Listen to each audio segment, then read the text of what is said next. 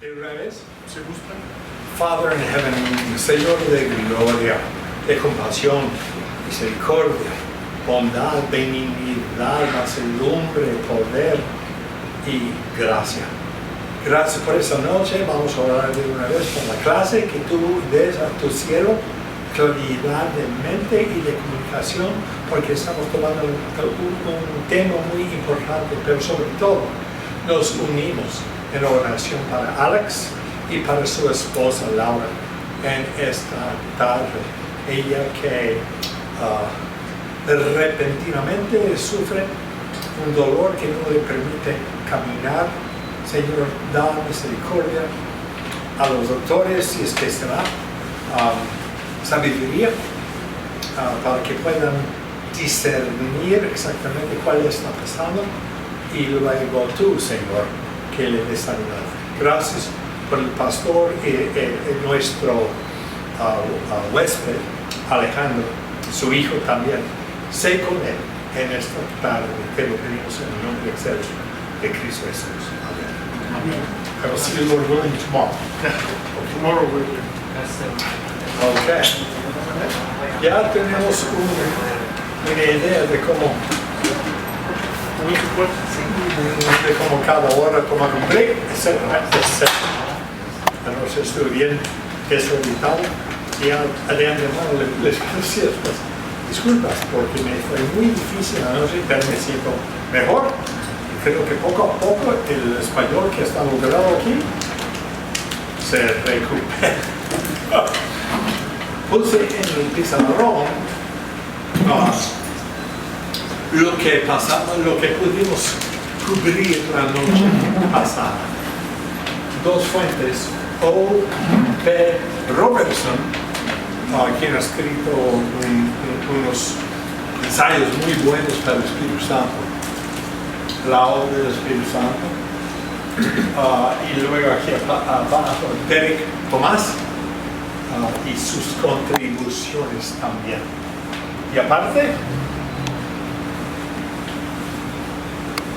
este es uno de los libros de la bibliografía, está en español. Foundations of the Christian Faith, fundamentos de la fe cristiana. Y me imagino que en el Amazon, no sé, eBay, uno lo puede conseguir en buen precio. Y por supuesto, ustedes ya saben, aunque está bien viejo como su dueño, Berkhoff, que es el tomo clásico para tantos cristianos en tantos países del mundo. So these two, hay también Edwin Palmer y James Boyce. Vamos a iniciar esta noche con un ensayo de James Boyce que yo pude traducir para que sea de provecho para cada uno de nosotros. Y anoche me ocurrió que lo que debo decirles a ustedes es que si ustedes gustan, me pueden decir que sí con él, escríbeme a mi email y yo les puedo mandar por correspondencia electrónica estos apuntes. No quiero que duerman durante la clase, pero sí sería de beneficio y de bendición. Escriban por email, se los doy al ratito y yo puedo mandar mis apuntes con todo y la citación, referencia del autor, para que sea todo bien y en orden. Eso se me ocurrió decir eso. Ok, ayer en la noche tratamos con una vista panorámica de la obra del Espíritu Santo. Según Robertson, ¿se acuerdan cómo te llamas y quién eres? Dos preguntas que hacemos para conocer a alguien. Bueno, puedes también hacer eso bíblicamente. ¿Quién es el Espíritu Santo? ¿Qué hace el Espíritu Santo? Fuera del creyente, En la creación lo tratamos, lo vuelvo a decir, puedo mandar los apuntes después. En la creación y en la redención, fuera del creyente, aquí está obrando soberanamente el Espíritu Santo. Luego, dentro del creyente, 7, si se acuerdan, puntos, se regenera, asegura, sella, santifica, produce fruto y distribuye dones y capacita para el testimonio mundial. Dentro del creyente y su intercambio con el mundo, así obra el Espíritu Santo. Y luego hablamos del otro autor, Derek Thomas, estaba tomando el mismo tema, la persona y la obra del Espíritu Santo, y como que lo vemos en la historia de la redención. El día de Pentecostés dijimos que es el meollo de toda la historia de redención. ¿Por qué no la resurrección? Sí, es la resurrección, definitivamente, pero se aplica la resurrección del Señor de señores, nuestro Señor Jesús, cuando Él manda a su Espíritu, que fue predecido en el Antiguo Testamento, prometido en el ministerio de Jesús y luego cumplido en el día de Pentecostés. Recibirán poder desde lo alto de Jesús. Y eso sucedió algunos 40 días después. En Pentecostés, en la Biblia y en la nueva creación. Anoche me quedó una página, media página de Terry Thomas, y luego vamos a continuar esta noche con James Boyce. Es muy benéfico, le da mucha ayuda sus páginas sobre el Espíritu Santo en fundaciones o fundamentos de la fe cristiana. Traduje sus ideas, como dije anoche. Lo bueno es que yo no tengo ningún pensamiento nuevo, casi, en toda mi vida cristiana que llevamos por 50 años. Y no quiero tener. Mucho cuidado con los que quieren producir, decir, escribir algo nuevo. Hay un dicho que dice en la vida cristiana: si es cierto, no es nuevo. Si es nuevo, no es cierto. Por lo cual tenemos que, hay muchos que quieren, aún pastores, y que digan, bueno, pero quieren dar la impresión de que todo es nuevo, que ellos están impartiendo a sus ovejas. Y puede estar bien, puede ser inocente, pero tengo cierta reserva acerca de que quiere dar la idea a sus alumnos, a sus ovejas de la iglesia, que Él es el origen de ideas nuevas. No, friend, el evangelio no es nuevo. Y el pastor prudente y fiel predica el evangelio viejo, antiguo, bueno, que no cambia, que nos presentamos como jóvenes varones, que seguimos el patrón de sanas palabras, Timoteo, el patrón de sana doctrina. Y no es mi obligación es decir algo nuevo y que dar comezón a los que me están escuchando. Ay, como eres muy chistoso. No es entretener, es predicar. Okay. So let's go with, ¿cómo se llama? Boyce. James Montgomery Boyce. Después de que terminamos anoche, Derek Thomas. Pentecostés, Biblia y la nueva creación. Obras, se puede decir, de más importancia del Espíritu Santo. Ok, vamos. En el otro extremo de la Biblia, el libro de Apocalipsis describe los 7 espíritus que son enviados a toda la tierra, sus capítulos 5, 1 y 5.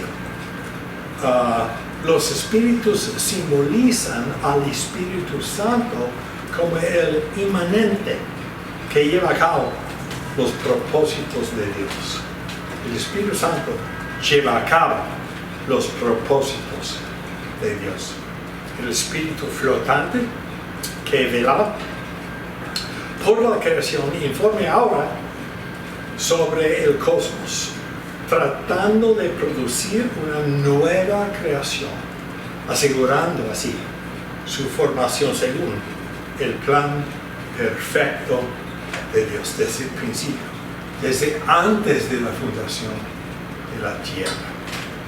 Como artista divino, el Espíritu Santo aseguró la belleza del Edén, tanto como el resto de la creación. El Jehová, el Señor dijo, y era muy bueno, y era muy bueno.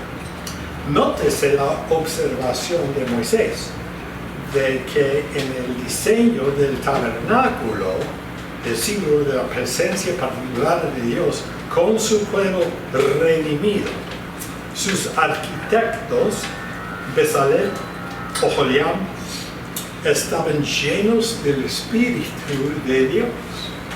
Moisés parece deleitarse en su tabernáculo, y esto demostraba el diseño del Espíritu Santo.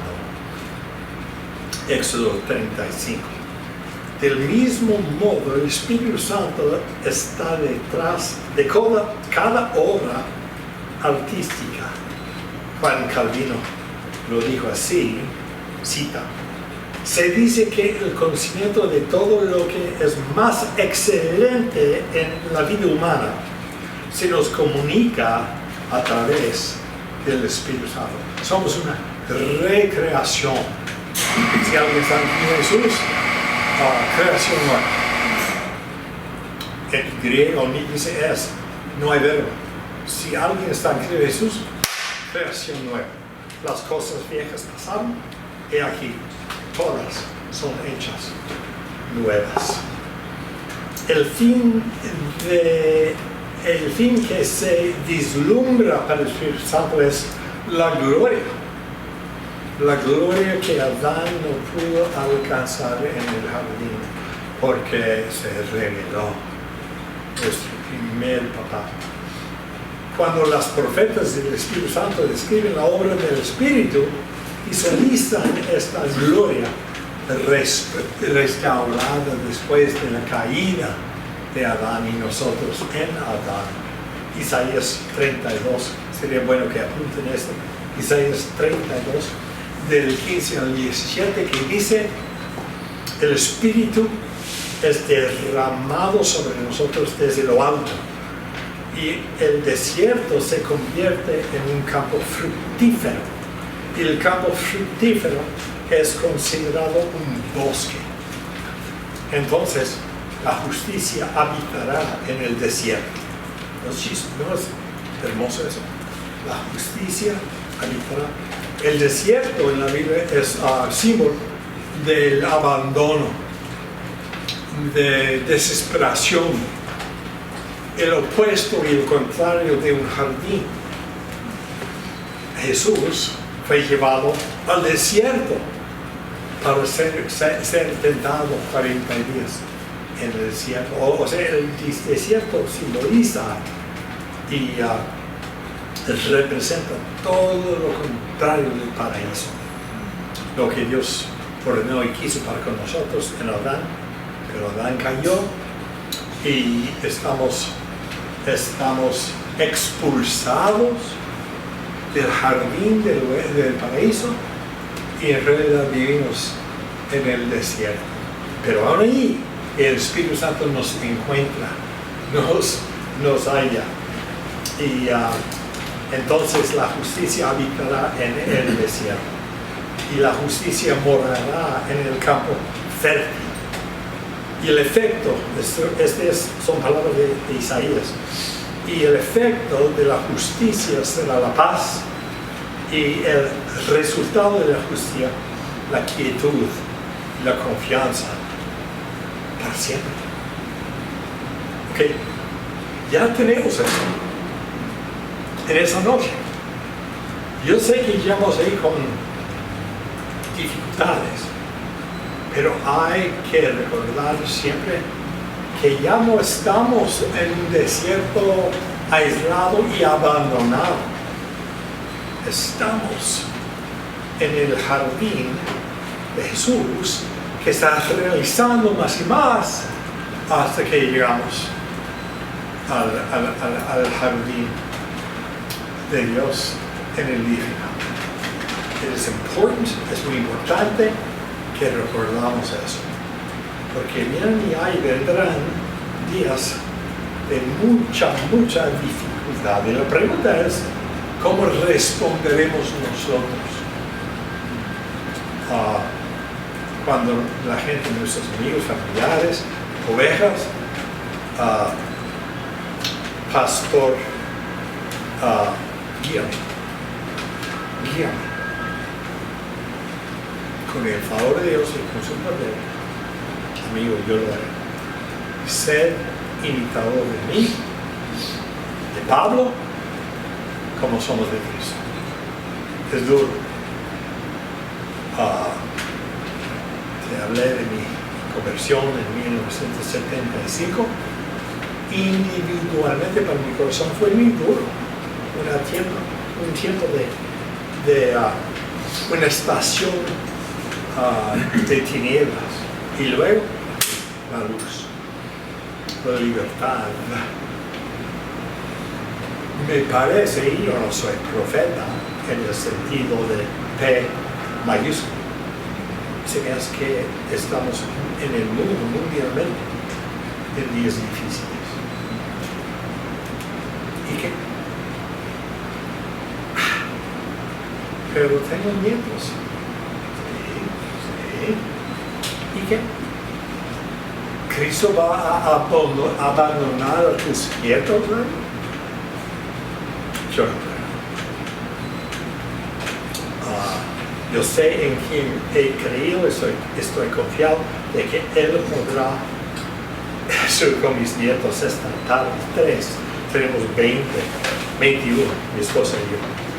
Pero en la carne puedo preocuparme mucho por lo que ellos van a pasar. Pero ese no es lo que este espíritu en mis tiempos produce. Debe de ver su abuelo de que tenemos confianza para marchar y seguir adelante, porque tenemos la victoria en aquel quien es nuestro. Venga lo que venga. I know it's very easy to say, muy fácil para decir, es muy difícil para vivir, pero sigue siendo la verdad para ustedes y sus familiares. Tiene 50 años. No queremos ver qué pasará un tiempo mucho. Pero la promesa para él es igual para tu esposa, para ti, para el mundo. Venceremos por el Espíritu Santo. El Espíritu Santo de Dios, que primero se cernió sobre las aguas de la creación, habló a través de los profetas y apóstoles y fue derramado en Pentecostés como testigo de la promesa de Dios. De otro Paracleto, ¿te acuerdas? Bueno, vamos a hablar más de eso. Paracleto, que significa consolador, sustentador, equipador, consejero. La palabra Paracleto, me imagino que ese no es nuevo, es como un abogado en una corte de la ley. El Paracleto es lo que está llamado a un lado de la gente, de la persona, del instrumento, y lo defiende, presenta su caso Si hay acusaciones, el Paracleto ahí está, el Espíritu Santo. Si se cae, el Paracleto está para levantar, es su consolador, es Dios mismo, para darnos ánimo y consuelo en los días difíciles. Jesús continúa su ministerio a sus discípulos por medio del Espíritu Santo como su agente representativo personal, un abogado que está a un lado. La obra del Espíritu en todo momento es llamar la atención sobre Jesús. Si alguien me puede leer Juan 16, versículo 14, que se repite mucho en esta clase. Juan 16, versículo 14, por favor. 16, 14, en voz alta. Juan 16, 14. Sí, por favor. Él me glorificará porque tomará de lo mío y os lo hará saber. Todo lo que tiene el Padre es mío, por eso dije que tomará de lo mío y os lo hará saber. Y os lo hará saber, os anunciará. Él toma del mío y los hace saber y conocer. De principio a fin, de pe a pa, decimos en México. El objetivo del Espíritu es realizar la nueva creación en la que se mostrará el esplendor de la obra de Dios. Ok, con eso termina el ensayo del doctor Tomás, Derek Tomás. Y vamos a continuar con otra fuente otro autor de la fe reformada, J.M. Boyce. Y en realidad este es lo que tenía preparado anteriormente y ahora se lo Boyce. Ahí está la doctrina del Espíritu Santo. Boyce dice: hay dos peligros que confrontan a los cristianos mientras desean crecer en el conocimiento de las doctrinas de la fe. 1. Ser indebidamente subjetivos, enfatizando la experiencia. Esto es muy común en el día de hoy. La experiencia cristiana al costo del aprendizaje de las proposiciones reveladas de Dios por hacer la obra dura de escudriñar las Escrituras. La experiencia tiene más importancia de la obra más importante, aunque sea lento y duro, pico y pala, de escudriñar las Escrituras. Y el otro error es ser indebidamente objetivos, tomando la fe cristiana como un juego de proposiciones y nada más. Ahora, los reformados, los nuevos de la nueva reforma, sean asambleas de Dios, sean bautistas o sean presbiterianos, no presbiterianos, de los dos, ¿cuáles seríamos nosotros aptos a caer? ¿Ser muy subjetivos, pura experiencia, o ser muy objetivos? Muy objetivos. ¿Verdad? Y tenemos que tener cuidado en eso. No queremos caer en que cada experiencia de cada quien es fundamental a la fe. No. Hay que corregir a los amiguitos con paciencia y con sabiduría bíblica. Pero también podríamos caer en el error de que esta clase es pura doctrina. Es sana doctrina, pero si no, córranme. Pero no es pura doctrina, es de una persona que no es como cualquier persona. El persona del Espíritu Santo de Dios. Fue C.S. Lewis, un autor, me imagino que has escuchado su nombre, que dijo, Hay dos errores que los cristianos pueden caer acerca del diablo, Satanás. ¿Han escuchado eso? Uno, un error, lo pueden pensar mucho, hasta que domina su vida y tienen miedo, terror de Satanás. Acerca del diablo, lo pueden considerar demasiado. Pero el otro extremo es que lo pueden considerar muy poco. Y que el diablo no es eso de los antiguos, supersticiones y que no existen. Y C.S. Lewis dijo que no caigamos en el error de tomar tanta atención al diablo que digamos en miedo, ni tampoco en el error de que le tomamos en desprecio y no pensamos que es un enemigo nuestro, es un enemigo de la iglesia, es un enemigo de la fe histórica reformada, es un enemigo de Jesús, pero no puede atacar a Jesús, puede atacar a nosotros. Hay que andar en una manera balanceada entre los dos errores.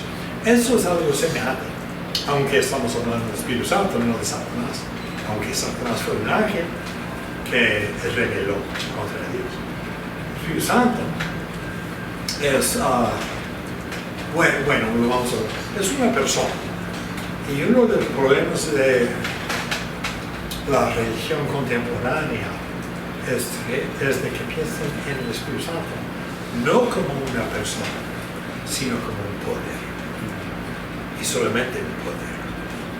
Y no lo es, como vamos a ver ahorita. ¿Cómo podemos evitar estos dos extremos? Bueno, la Biblia da la respuesta. Tal como el Padre envió al Hijo para cumplir la obra objetiva e histórica de la expiación, como la base de nuestra salvación, así Él envía el Espíritu Santo para aplicar esa salvación multiforme a nosotros personalmente. Por esta razón iniciamos con mi testimonio personal. Deben de saber quién es el profesor de esa clase. Es un pecador salvo por gracia. Es multiforme, no un hecho sencillo, sino que tiene varios aspectos que vamos a hablar mañana, varios aspectos.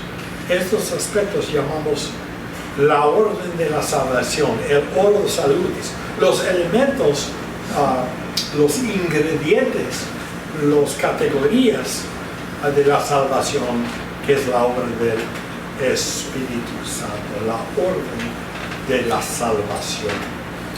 El punto de partida para tal debate es la naturaleza misma del Espíritu Santo. La primera pregunta es, ¿deberíamos siquiera usar el pronombre él con acento? No el artículo, sino el pronombre él mismo. ¿Es el Espíritu Santo una persona real cuya obra es salvarnos y santificarnos? ¿O es un poder para que debemos usar para nuestro propio beneficio? Think about it. Piensa. Es un poder que yo puedo usar para mi propio beneficio. Consideren qué tan peligroso es eso. Porque el Espíritu Santo es Dios. Y en el momento que estoy pensando en Dios como algo que me beneficia, que yo puedo utilizar para mí mismo, ay de mí, estoy en el jardín. No morirás. No morirás. Dios es mentiroso. No morirás, sino que Él sabe que estaréis como Dios. Ese es el primer pecado.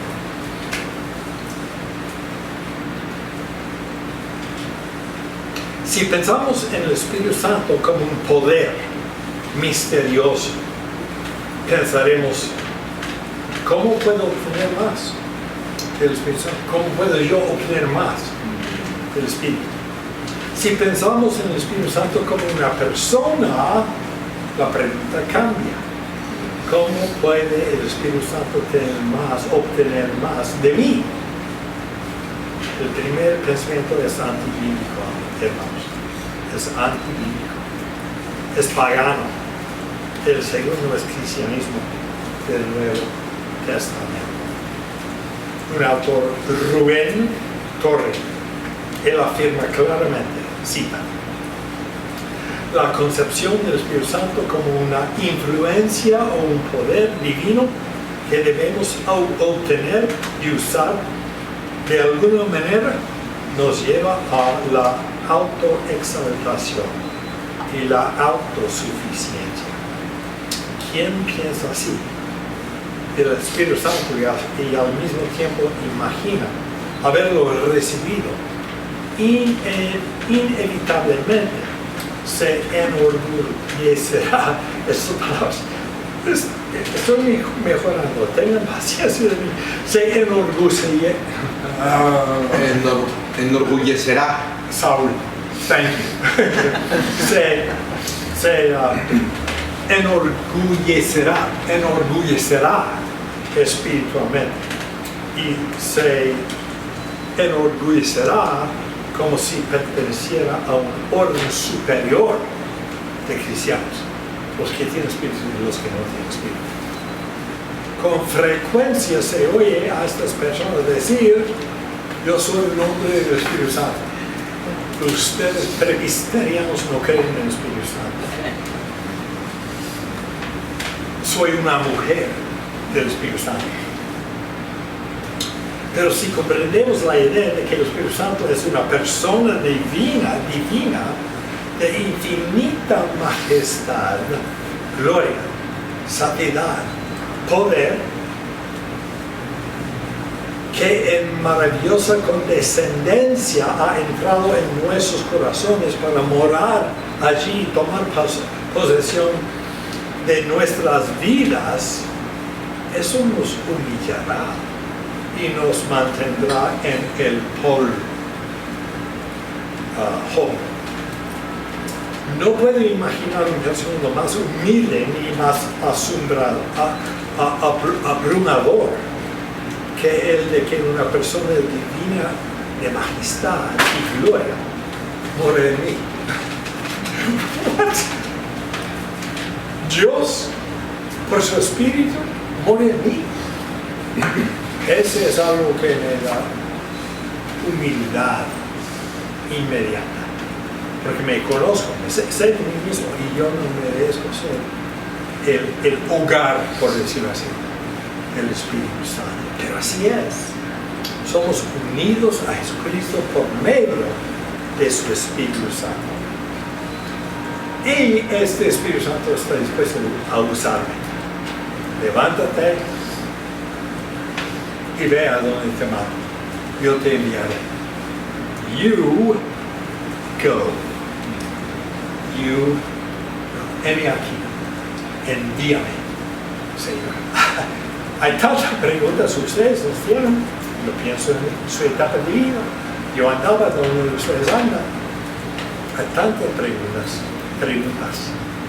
Pero la verdad es que es igual.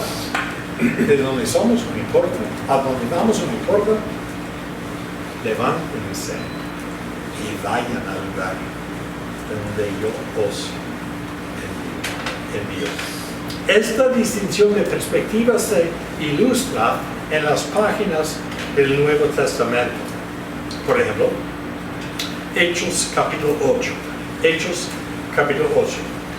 ¿Se acuerdan del mal samaritano? El mal samaritano. Si sabemos del buen samaritano, ¿qué sabemos? Del mal samaritano. Su nombre era Simón, no Pedro. Simón el mal samaritano. 8:8. Era ciudadano de Samaria, el buen samaritano, a donde Felipe y uno de los primeros diáconos había llegado predicando el evangelio. Al parecer, Simón, desde la Biblia, creó en Cristo y fue salvo. Pues el relato nos dice, cita, versículo 13, Hechos 8, 13, Simón mismo creó y después de ser bautizado permaneció con Felipe. Sin embargo, Simón sabía muy poco del cristianismo. Así que al ver los milagros que se realizaron y quedar maravillado, cayó en el gran error. Apostasía. Yo no estoy seguro. El gran error de pensar que el Espíritu Santo era un poder que se podía comprar. Are you kidding me? ¿Me estás bromeando? El Espíritu Santo es un poder que podemos comprar. Más tarde, cuando Pedro y Juan fueron a inspeccionar la obra en Samaria, al norte, ¿se acuerdan? De Judea, y fueron usados por Dios para impartir el Espíritu a otros, Simón ofreció dinero a los discípulos para que le dieran este poder, versículo 19. Dame este poder. Y Pedro le respondió, tu dinero parezca bueno. Tu dinero se pierde porque creías que podías obtener el don de Dios con dinero. Blasfemia, amigos. No tienes parte ni suerte con este asunto porque tu corazón no es recto delante de Dios. Arrepiéntate, Simón, pues de esta tu maldad y ruega al Señor que, si es posible, te sea perdonada la intención impía de tu corazón. La Biblia no nos indica si se cayó de rodillas y se arrepintió. Es posible que lo hizo y es posible que no lo hizo. No sabemos. Pero la declaración, la prohibición es muy clarito. ¿Por qué? Porque el Espíritu no es un poder para que se compre y para comprar y vender. Es Dios. Y hay que tener mucho cuidado. Hermano, Mande usted. su opinión.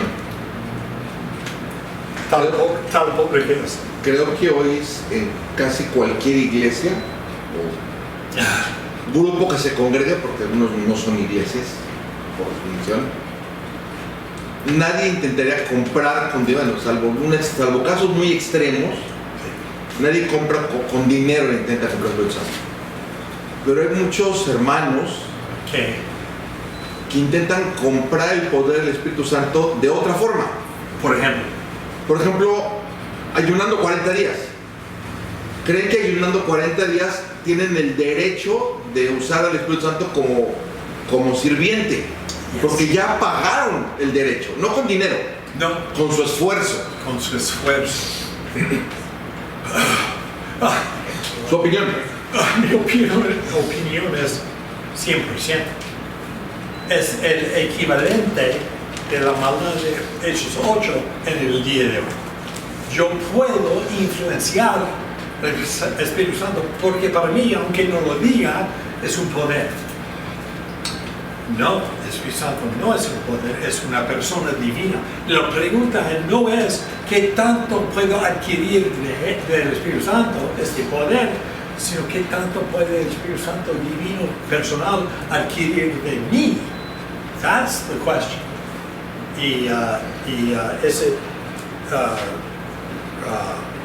satisfacería mucho las ideas muy falsas en la iglesia evangélica, hablando ampliamente del día de hoy. Thank you. Ha dicho 2 veces, el Espíritu Santo no es influenciable. Pero también ha dicho que, lo sabemos que es una persona. Las personas son influenciables. ¿Existe alguna forma que alguien podría decir que hay una forma de influenciar al Espíritu? Oración. ¿Se acuerdan de Hechos 15? El concilio de Jerusalén. Dale. Pablo dijo, alto, tiempo, time out.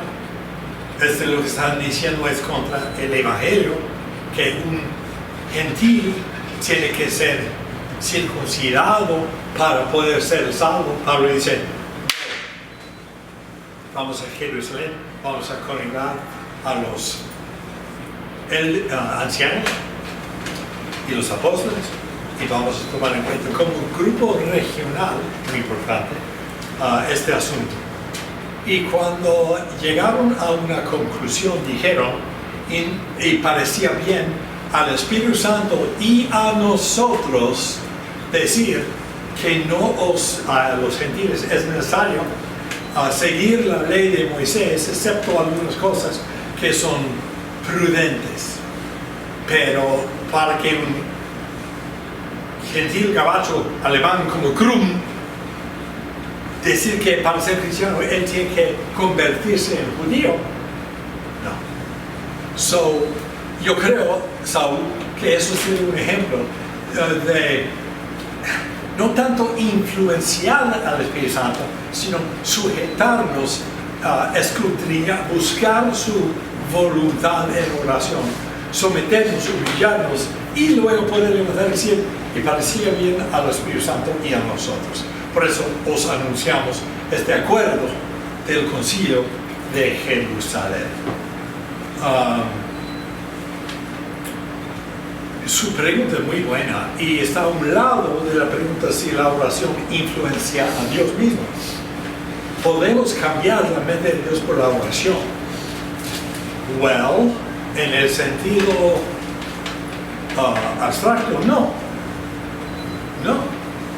Él sabe lo que hace desde el principio y no vamos a cambiar sus decretos eternos por la oración. Pero lo que sí sucede es que cuando nos unimos en oración para nosotros, nuestras peticiones se comportan con su divina voluntad.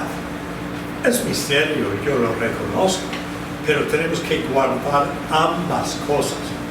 Dios ora la oración, definitivamente. Dios contesta la oración, definitivamente. Pero al mismo tiempo Dios no cambia.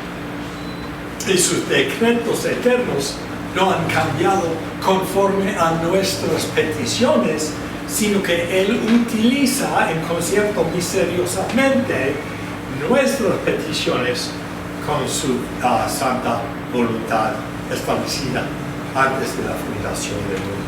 Como que ese es un misterio, de influenciar al Espíritu Santo en el sentido correcto, es misterioso. Pero nuestra objeción es que pensemos de que yo puedo controlar el Espíritu Santo a mi beneficio, a mis deseo. Exactamente. En el primer esfuerzo cristiano, ¿se acuerdan cuándo era? Hechos capítulo 13. Donde los apóstoles estaban juntados en oración y ayuno. Esa es la primera instancia de una empresa misionera por la iglesia. Vamos de manera organizada y formalmente enviar misioneros. Y Lucas, el autor, dice,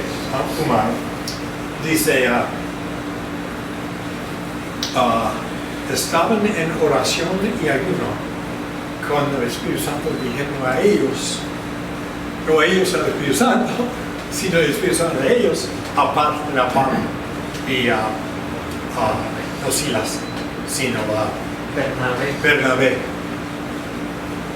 para la obra a los cuales les van. Y la iglesia en fe decía, vamos a enviar estos dos. Si ustedes se acuerdan, había una lista de líderes en la iglesia en Hechos 13 y de la lista la verdad es que no sabemos nada. Simeón, no sabemos cuál Simeón es, Manén y otros, no sabemos mucho de ellos nada. Pero el Espíritu Santo dijeron, aparten para mí Pablo y Bernabé. Y sabemos bastante de ellos. Bernabé es uno de mis héroes del Nuevo Testamento. Porque este siervo siempre animaba a la iglesia. Siempre. Aunque le costó. Si se acuerdan, Bernabé fue a Antioquía para buscarle a Pablo. Porque estaban diciendo que ese Pablo ya no es enemigo de la iglesia, persiguiéndonos hasta la muerte y la cárcel. Ya es cristiano. Pero los demás no creían eso. Tenía cobardía como yo. Pero Bernabé se levantó y fue y lo buscó y lo trajo, defendiéndole. Este Pablo no es lo que era. Ya no es Saulo de Tarso. Ya es creyente en Cristo Jesús, debemos recibirlo. Ese fue Bernabé. Tengo mi nieto más pequeñito, tiene 6 meses, se llama Bernabé David. Porque, si se acuerdan ustedes, estamos a Hechos 4, Bernabé no se llamaba Bernabé, su nombre es José, no sé si acuerdan. Sí. Era un levita que tenía cierta herencia y terreno en la isla de Chipre. Y él, aquí yo imaginando, no estoy siempre en la Biblia, ¿para qué quiero este terreno? Tiene valor, sí, pero la iglesia y la obra es apostólica tiene necesidad. Y vendió su herencia, su terreno, y trajo el dinero total y lo dio a los apóstoles para patrocinar la obra apostólica. Porque para Bernabé todo depende. Si podemos nosotros como testigos de Jesucristo por el Espíritu Santo ir a todo el mundo. Y luego en algunos versículos después de Bernabé, el verdadero, genuino, sincero, dedicado siervo que daba de su dinero para la obra apostólica de la iglesia. Algunos versículos después, capítulo 5 de Hechos, vino Ananías y Zafira. Y aunque parecía que tenía el mismo corazón de Bernabé, su corazón era totalmente diferente. Y Pedro les dijo, me imagino que vale la pena hablar de eso de una vez, brincando en los versículos. ¿Quién metió en tu corazón mentir contra quién? Uno no puede mentir contra un poder, pero ellos estaban mintiendo contra la persona divina del Espíritu Santo. El dinero a Ananías, y él estaba investigando los aparte, ¿no? Primero habló con ella, primero habló con él. El dinero es suyo. Pero hay que entender eso. Dios ama al dador alegre. Y ustedes no son dadores alegres. Ustedes son egoístas. Y lo que quieren es el aplauso y el reconocimiento de los demás. Bernabé lo tiene por cuestión de su corazón. Pero ustedes dos, no. Y fueron matados. Igual como los hijos del hermano de Moisés. De Aarón. ¿Quién? De Aarón. De Aarón. Igual. Porque se atrevían a pretender a la santidad y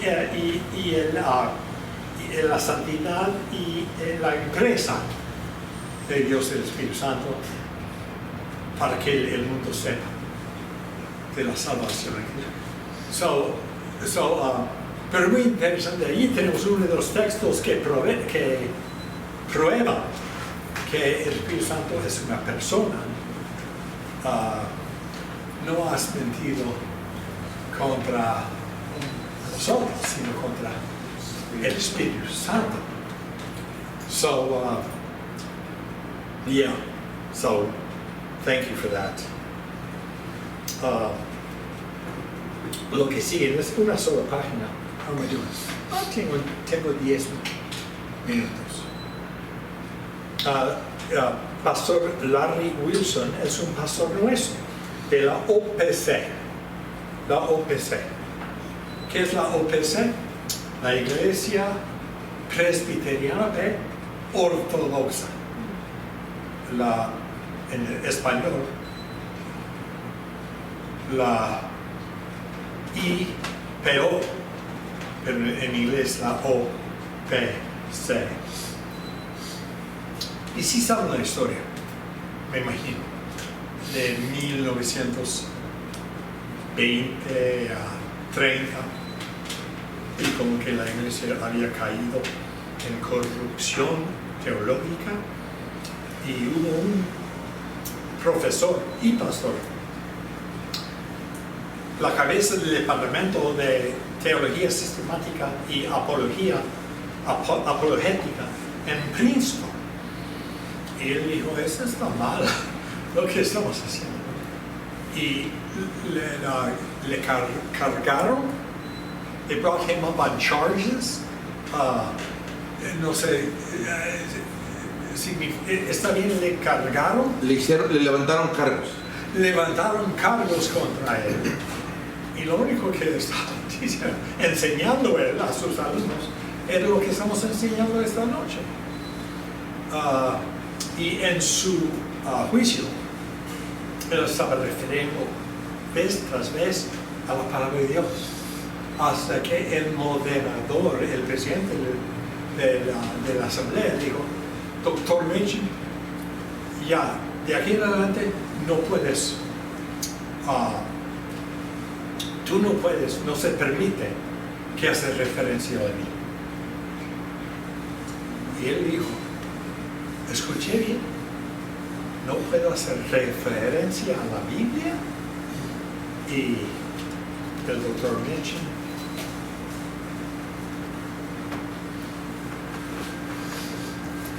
y le juzgaron y quitaron sus credenciales como doctor de letras, profesor y pastor. Y nació la Iglesia Ortodoxa Presbiteriana, que fuimos expulsados de la Iglesia Presbiteriana en 1933, 4, 5, 6. Otra vez estoy diciendo lo mismo, otra vez.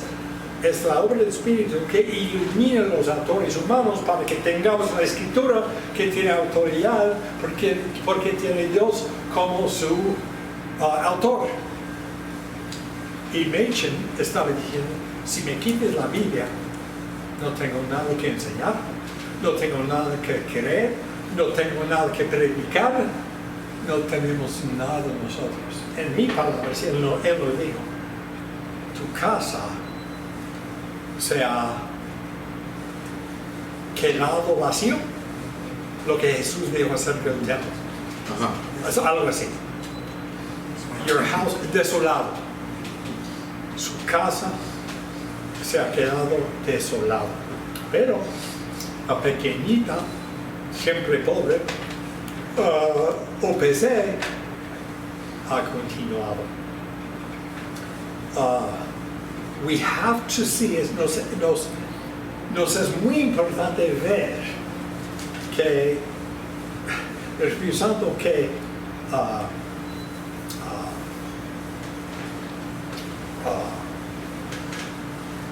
ilumina los autores humanos de la palabra para que veamos que esta es palabra de Dios.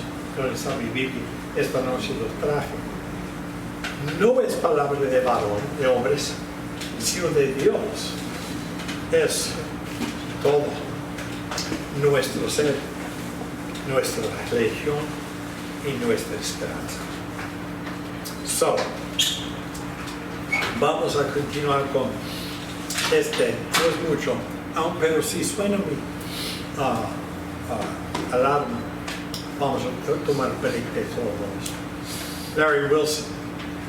El título de este artículo, Sed llenos del Espíritu.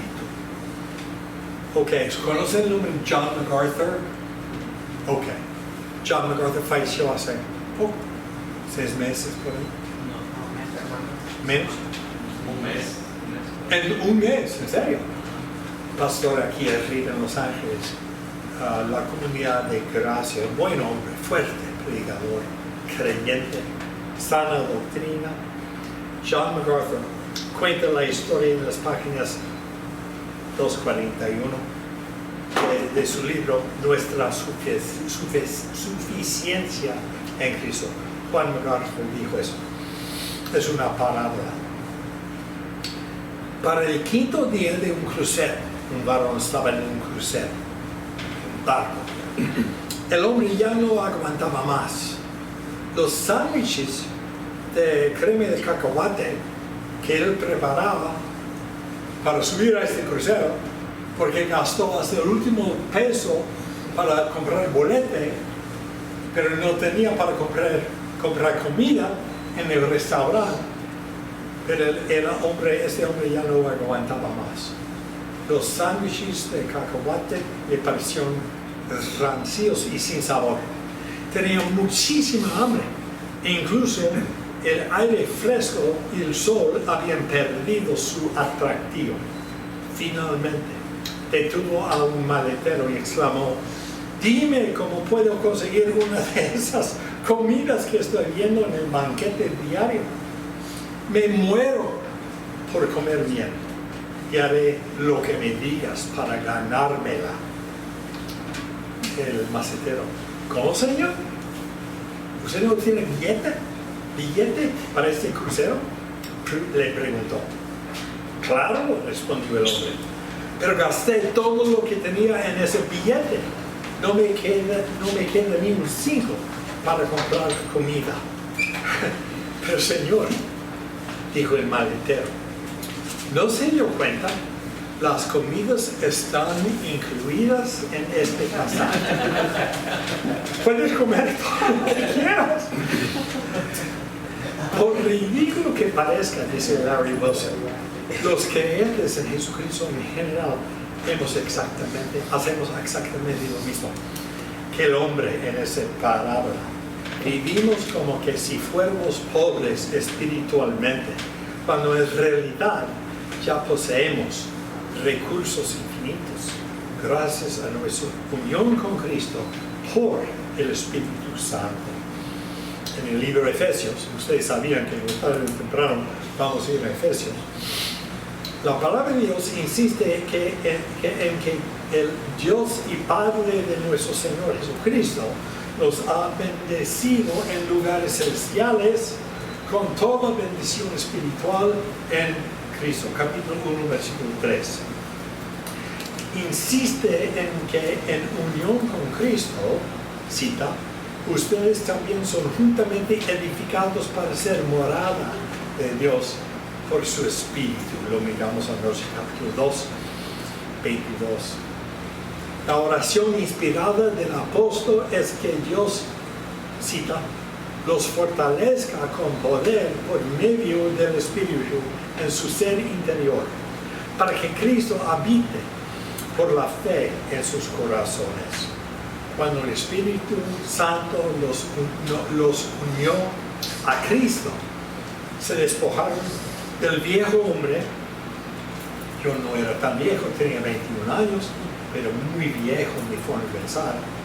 Eso es el viejo hombre. Y se vistieron del nuevo hombre. Por lo tanto, ustedes son luz. Ustedes son luz en el Señor. Efesios 5. El Señor nos llama a actuar conforme a nuestra nueva vida en Cristo Jesús.